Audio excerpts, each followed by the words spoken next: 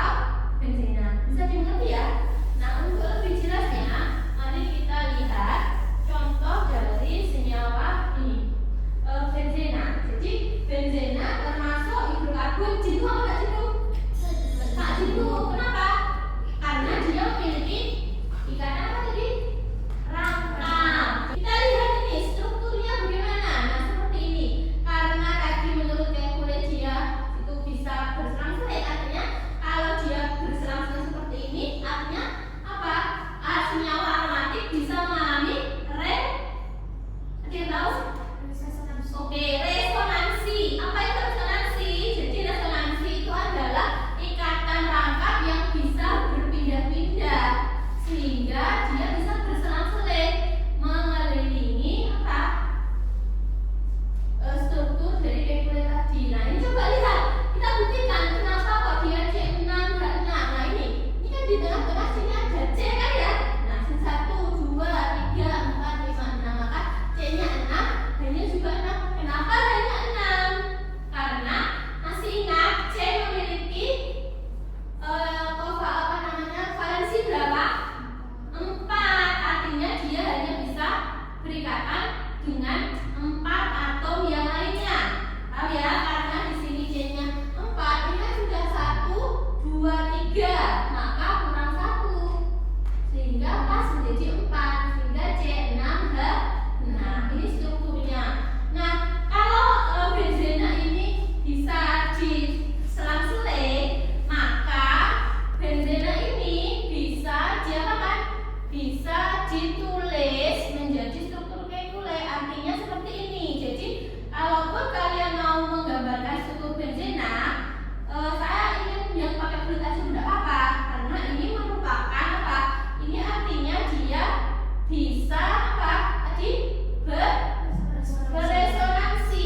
Nah, beresonansi itu artinya ketika kita kelihatan ya menuliskan ini, maka kalau sudah di sini, maka di sini dan di sini. Nah, kemudian setelah itu di sini kita lihat ya.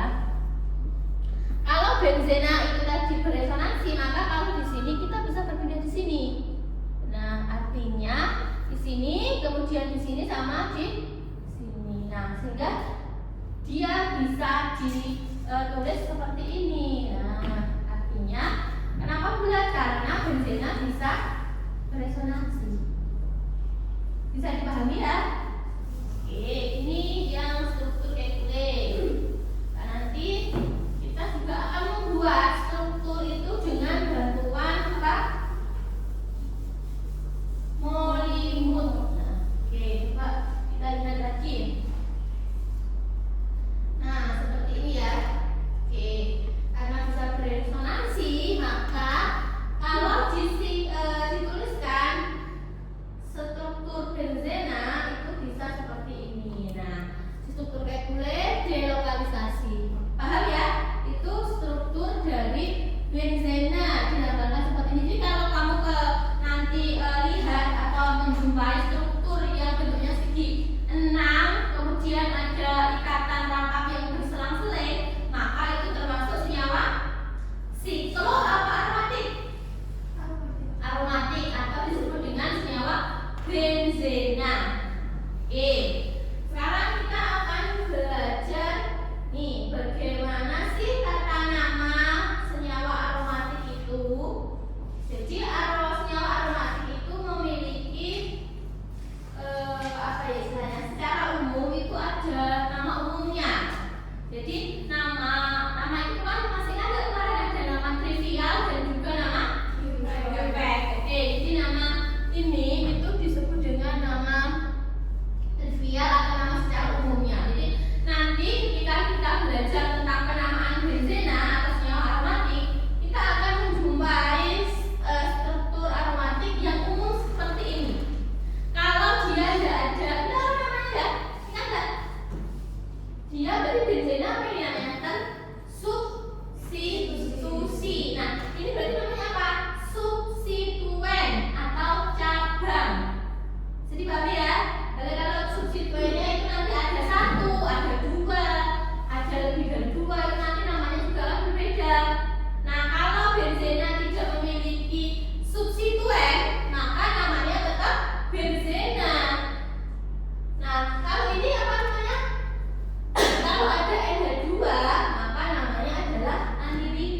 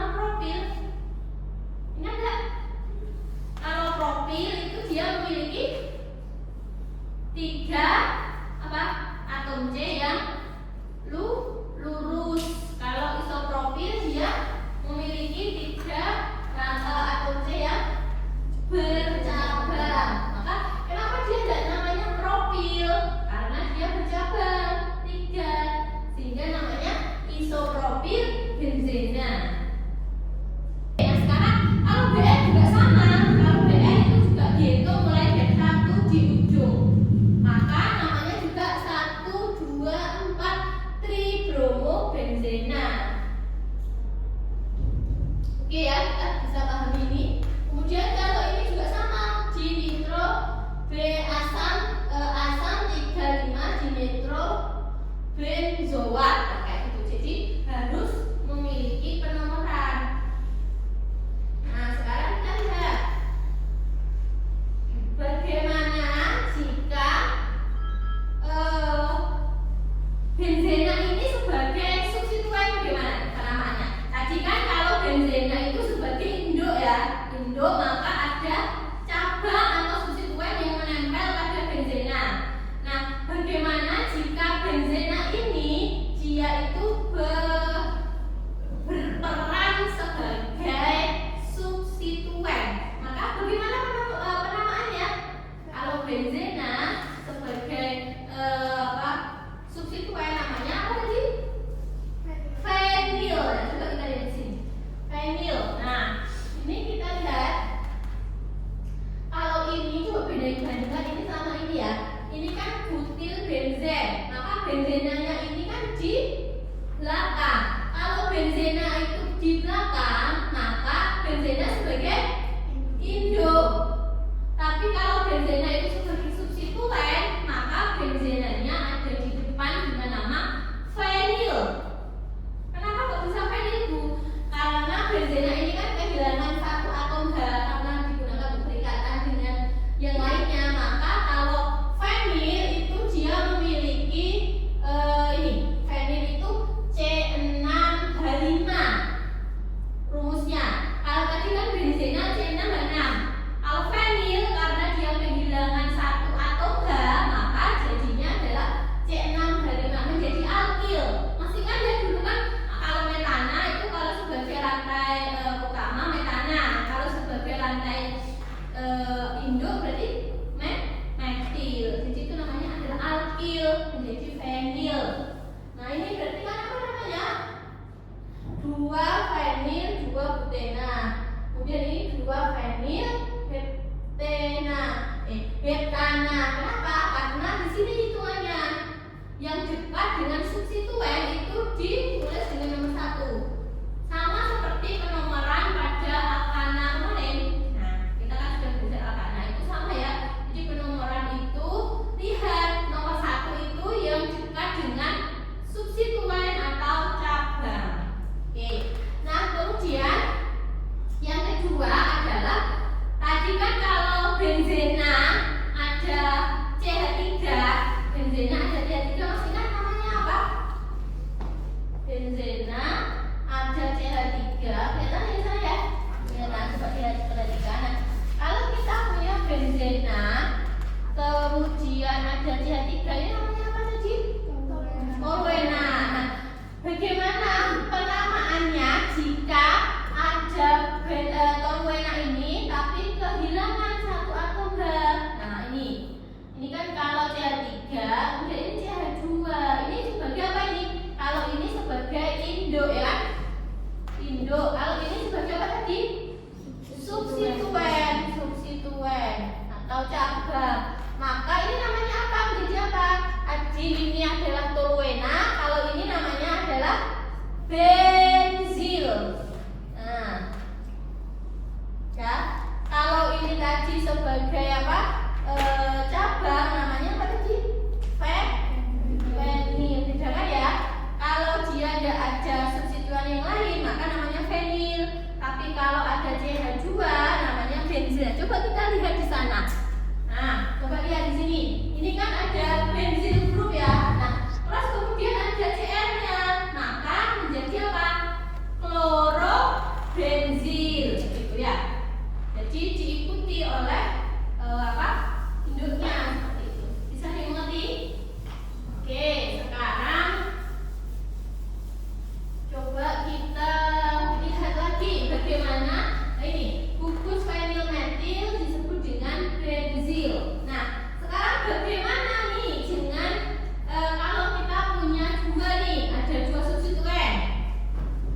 substituen dan nomornya beda.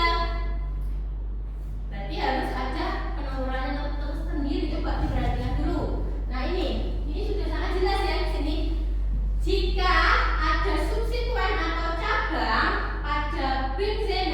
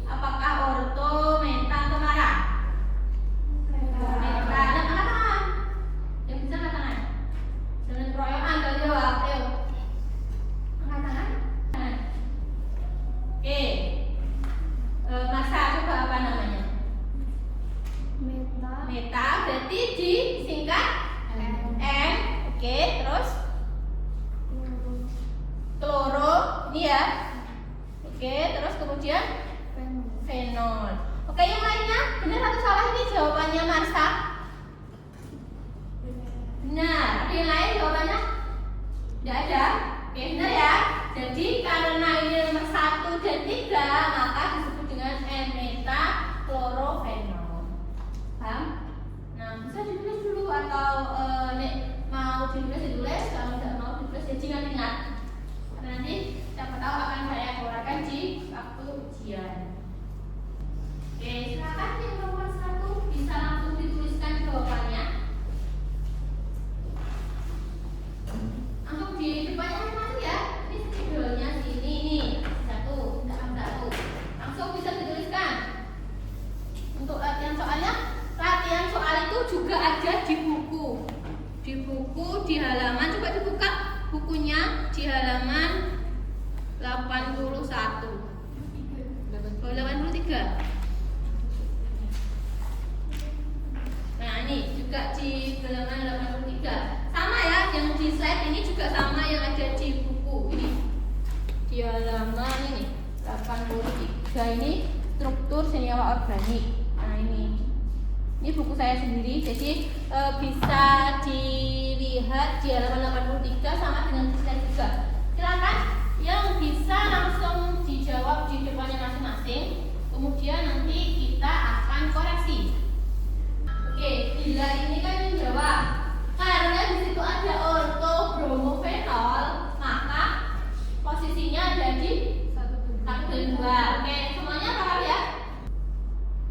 Nah, ini coba lihat. Sama enggak dengan yang digambar tadi? Nah, jadi secara 3 dimensi kita akan bisa membuat struktur dari aromatik itu seperti ini. Nah, coba bisa membayangkan kan kenapa dia C6 ke 6. Nah, ini karena dia jumlahnya adalah 6 ya. Terus ininya juga nanti ada hanya 6, maka C6 ke 6. Nah, karena masih ingat karena tadi di nomor atas nomor 1 ini kan nomor 1 nih ujung. Nah, ujungnya ada apa ini di gambar ini yang dikerjakan temanmu tadi? OH. Nah, OH. Sisanya OH ada ikatan rangkap. Nah, maka ini 1 di sini ya kan? Nah, ini adalah apa ini? Senyawa apa tadi? Senyawa ortobromofenol. Nah, ini adalah senyawa ortobromofenol. Oke, Rina. Kak, semuanya dikoreksi apakah benar itu jawabannya Rina? Benar atau salah?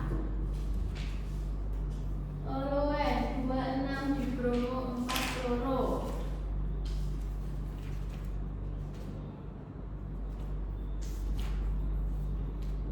Oke, dari mana nomor 1-nya Rina? Ujungnya di mana? Oke, kemana larinya?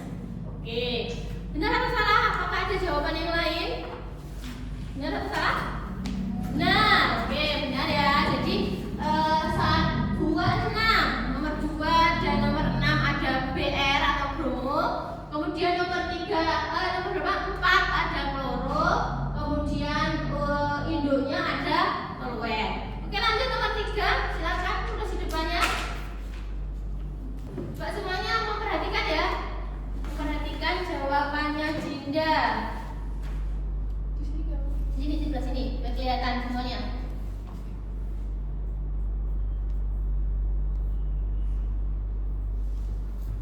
Para aminofenol. Apa-apa, segidam yang penting. 1 dan 4. Para 1 dan 4. Oke. Betul ya?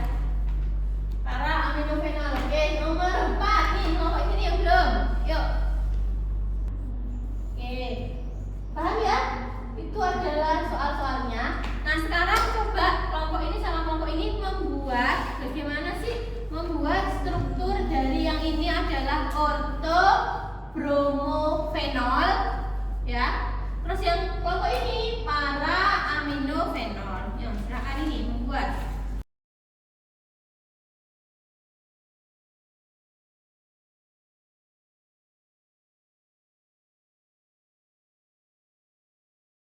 Oke, sudah coba diginikan biar kelihatan temannya. Nah ini adalah namanya apa tadi? Para aminofenol. Oke, coba diterangkan, presentasikan ini sama masa. Kenapa namanya para aminofenol? Para karena tabelnya ada di nomor 1 dan nomor 4. Terus yang itu ada amino berada di nomor 4 sebagai substituennya, terus fenolnya sebagai induk yaitu OH. Paham ya? Oke, sekarang yang kelompok sini apa tadi?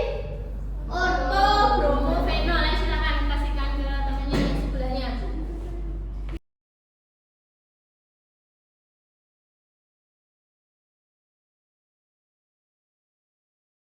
Ya, nilainya bisa. Ada pertanyaan kah untuk pertemuan kali ini tentang materi senyawa hidrokarbon aromatik atau benzena? Tidak ada ya, sudah sangat jelas. Jadi nanti silahkan yang belum dapat poin hari ini bisa mengumpulkan poin untuk pertemuan selanjutnya.